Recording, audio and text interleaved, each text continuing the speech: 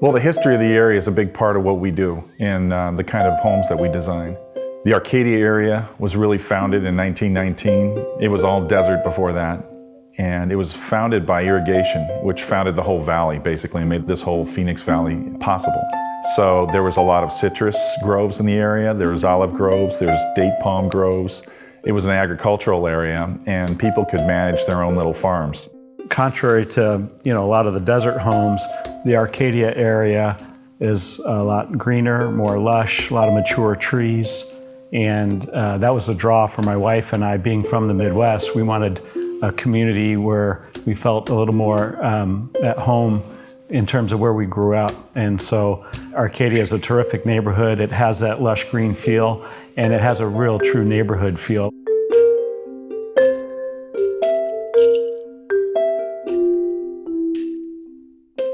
He liked the Spanish style, so that was key to me. And one of the styles that was prevalent at that time in the 1920s was the Spanish Colonial style, because it adapts really well to the harsh desert climate that we have here.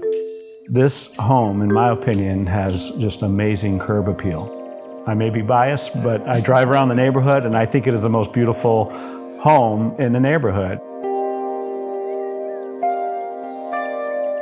So as you experience the house for the first time, you walk through and up to a set of steps that are undeniably Spanish steps with the little colored clay tiles that accent the risers on the stairs.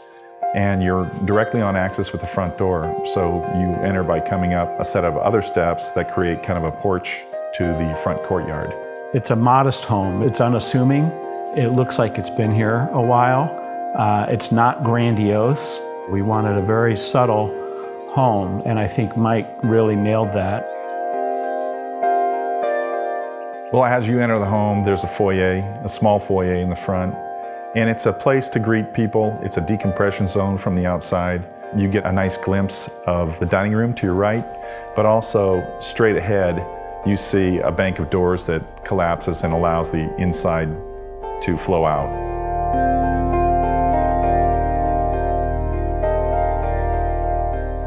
The family room is like the rest of the house. It's very comfortable, very, again, unassuming, relaxing, calming.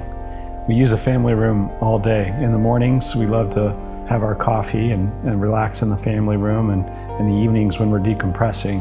There's great natural light in this room, and it's hard to get on an east and west house, but there's light coming through the entry door. There's light coming from the study that's on the front of the house, and it helps balance the light inside the house at different times of the day.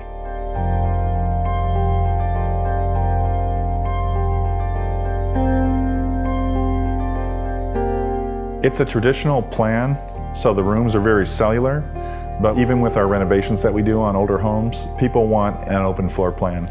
So there's little transition spaces between the different spaces, and the rooms are opened up to each other to allow a more contemporary floor plan. The transition spaces would be arches, which is synonymous with Spanish architecture, and the corbels that help delineate the different spaces from the family room to the breakfast room to the kitchen, but also historical scale inside the house so that it's not too big, doesn't feel too big, and feels like it could have been built at another time. Really, the structural system of the house is part of the feel of the character of the house.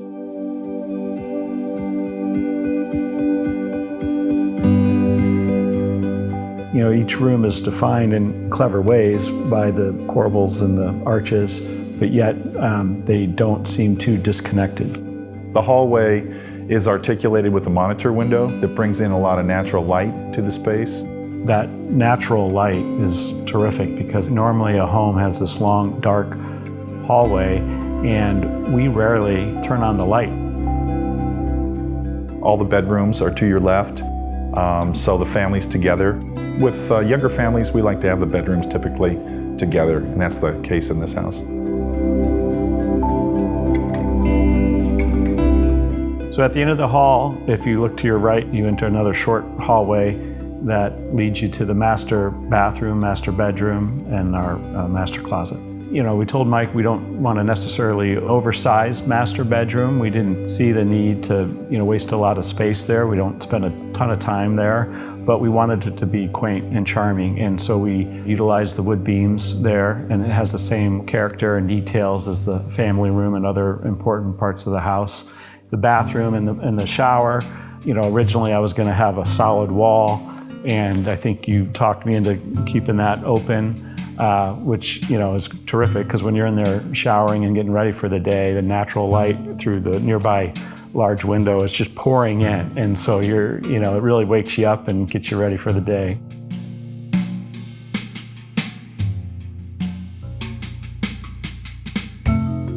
Although we don't have a large bedroom in terms of interior space, which I think is true to the Spanish Colonial style, it just opens up to the outside, and we have a great sitting area that is outside the bedroom door that we utilize all the time, and there's a fountain there, and it's just a great space.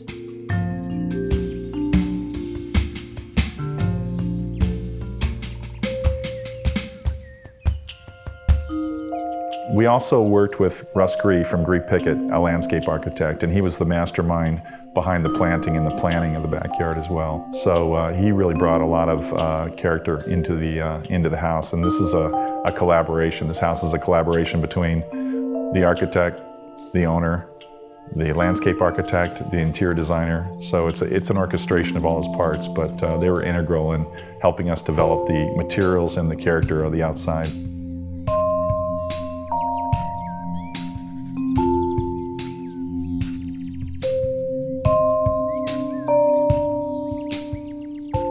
With this type of style, the green lawn expanses with the white stucco is really elegant. The brick on the patios really helps tie the roof material of the house to the landscape and the land, so it helps anchor the house. We've got great lawn areas, and obviously the pool and the ramada, multiple outdoor spaces for entertaining, which we love. It's not any one particular spot. There's 3 or 4 different places in the backyard where you could hang out with your friends and family and enjoy a drink and just relax and talk. And that's what I love about it. It's got a lot of very charming different spaces.